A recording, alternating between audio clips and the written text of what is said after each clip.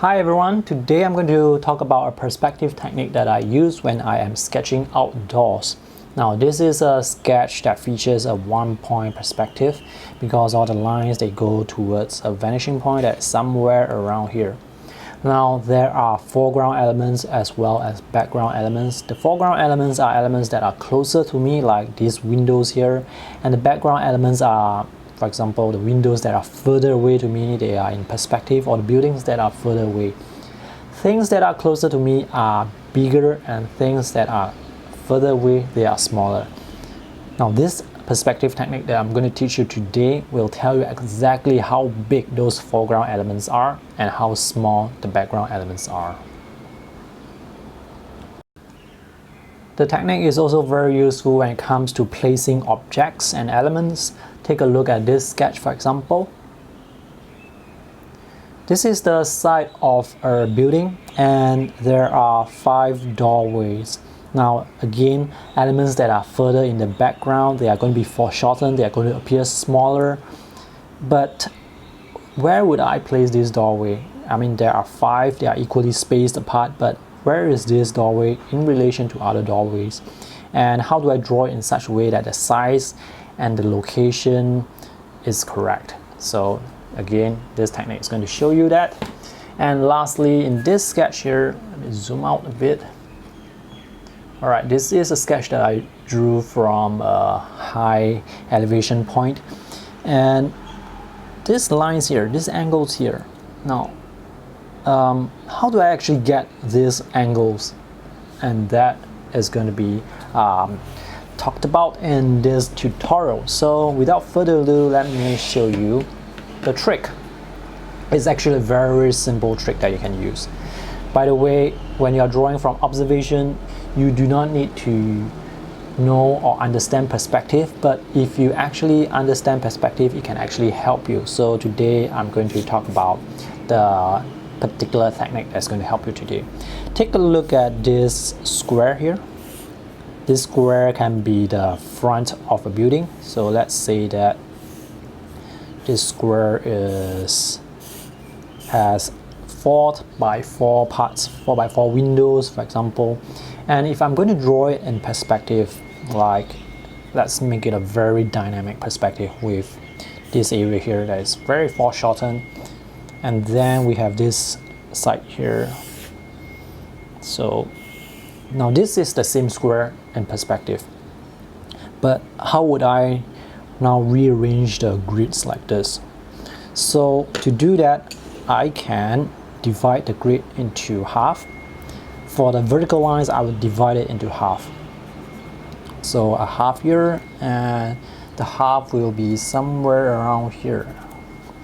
So after I divide it into half, I can connect the lines.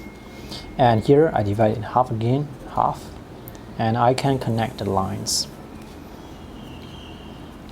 And connect the lines like this. Alright, so now I have this square in perspective divided into 4 parts from top to down. How would I divide it into 4 parts from left to right? Now this is a bit difficult if you are actually drawing on location, but with this trick, basically you just have to connect the diagonal lines like this. Make sure your diagonal lines are connected. I'm going to use a pencil, a blue pencil. And this intersection where they meet, the cross section where they meet, this is going to be the halfway point for this side. So this line here is actually this line. And if I want to find a halfway point between this line and this line, which is this line, so you can see here in this plan view, this line is between this and this halfway point. So in this foreshortened view, I'm going to use that trick again, which is to draw diagonals like this. Actually, you can just draw one diagonal, you don't have to draw 2. The point where it cuts here in the center, that's going to be the other vertical line. If you do not have this line to help you, then you should draw both diagonal lines. And now I want to find this line here, which is between this middle line and this outer edge line. So it's somewhere around here, but I don't know exactly where. Again, I'm going to use the trick. I'm going to connect the diagonal lines between this side here and this side here. Connect it down all the way like this, and move down all the way like this. So just now I thought the line is going to be somewhere around here, but it's actually closer to this place here. So if I were to draw from observation, if my measurement is not that accurate, if I did not observe accurately enough, then I might actually put my line here. But in actual fact, the line is supposed to be here. So this is one way you can use this perspective grid to help you. Now let's take a look at another example. Let's try a different grid. Let's say I'm now standing at the ground level. This line here is horizontal, but we have a very long vertical line again, and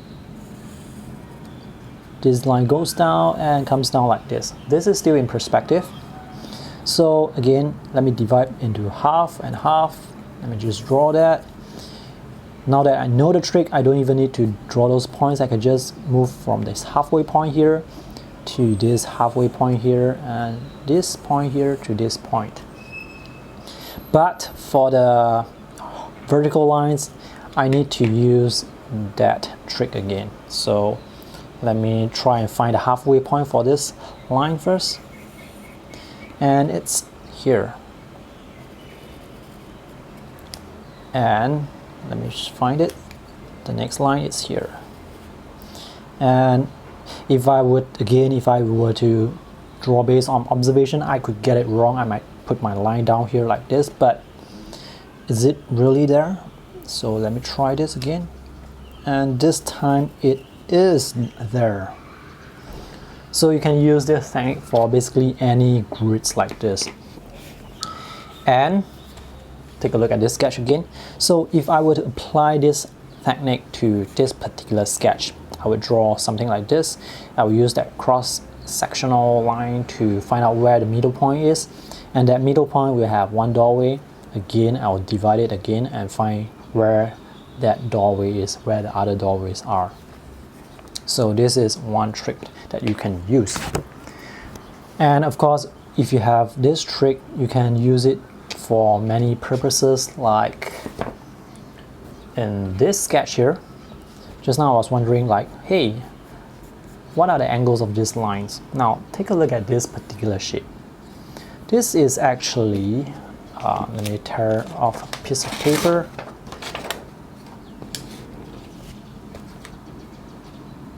This shape here is actually this shape.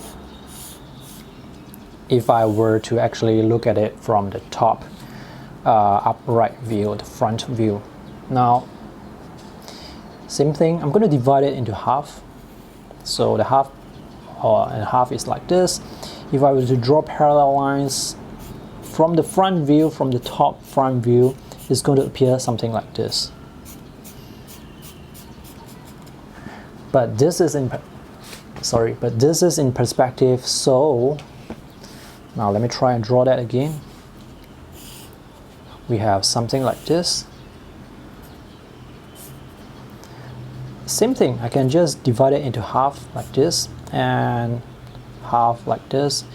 The problematic area is actually this part, because this is longer than this. But if I look at this particular sketch here, all these lines, they are actually vertical. So the line should be here like this. And then I can just draw it like this, like this, like this. And I can just draw it like this. So after you know the technique, you can achieve something like this. So it's not too difficult. And another trick is, take for example, you're drawing a skyscraper, a very tall building, and there are trees, other buildings blocking that skyscraper. For example, there are trees blocking it. And this is the ground level. You're drawing from the ground level. There are a lot of plants blocking.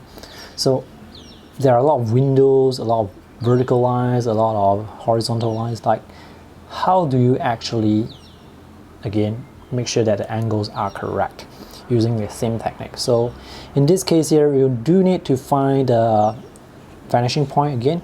So the vanishing point is somewhere, let me see where it is. It's somewhere around here. All right, somewhere around here. So I'm using this line here and this line here to help me find the vanishing point. Now I want to look at this point where the plants, the trees, they are overlapping the building. So this point here should have a horizontal line going to a point somewhere around here, but I'm not sure exactly where. If you can draw from observation, you can try and measure it using your pencil and get it right. So if you do not have the vanishing point, you can use your hand and your pencil to measure it. So if I were to draw this on location, I would use this technique. So let me see, I will connect it to somewhere here. Now, once I have this line, it's very easy to divide this building into the little sections. So same thing, I'm just going to divide by half, half, half, half, and keep going until I divide it into as many sections as I want. So, and on this side here, same thing. You can either measure using a pencil, or you can find a vanishing point which is somewhere around here. But in this case, I don't have any paper left, so I'm just going to measure using my pencil. So I'm going to make a quick guess, maybe it's somewhere around here. So I have this line here. Now with this line, again, very simple, I can just divide this into half, but make sure that all the lines, they connect to the lines on this side of the wall. So you can just connect it like this. And we're not going to draw all of them. And these vertical lines, again, some of these vertical lines, they are going to be foreshortened. The vertical line here is not going to be foreshortened because this is the closest to you. Then you can use the diagonal technique again. Just make sure that you go across this. So this line, this vertical line that divides the half of the building is somewhere around here, this place here. Because this particular drawing of this building is not really that dynamic, in the sense that the perspective is not like this. For example, this is still quite normal. The midpoint, the mid vertical line, is actually somewhere in the middle. But if you want it to be accurate, of course, you can use this technique and just draw, keep on drawing.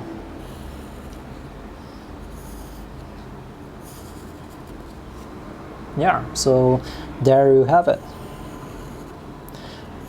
So this is the technique that I use when I want to make sure that the lines are accurate, but I don't want to depend only on my observation skills. That's all for today's tutorial. I hope this is helpful. If you have any questions, feel free to post them in the comment section below. And if you want to learn more about dividing grids in perspective, like for example, if you want to divide this into 5 sections instead of 4 sections, or 6 or 7, I will post a link to a tutorial in the video description. You can check that out. Thanks for watching. See you in the next video. Bye.